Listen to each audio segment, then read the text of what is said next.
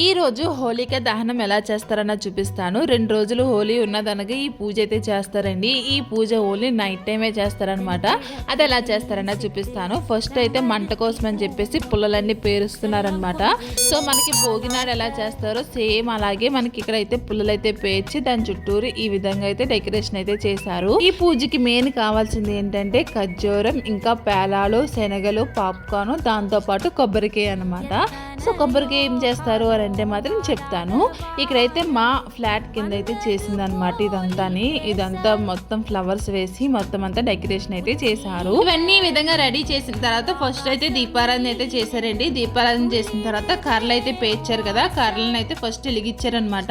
వెలిగించిన తర్వాత ఇందాక కొబ్బరికాయ ఇవన్నీ చూపించాను కదండి, పేలాలు ఇంకా ఖర్జూరం ఇవన్నీ చూపించాను కదా, అవి ఏంటంటే ఫస్ట్ కొబ్బరికాయ అయితే మంటలో వేసేసారండి. కొంతమంది ఏంటంటే కొబ్బరికాయ కాలిన తర్వాత పట్టుకెళ్తున్నారు, కొంతమంది పట్టుకెళ్ళకూడదని చెప్పేసి అక్కడే వదిలేస్తున్నారు అనమాట.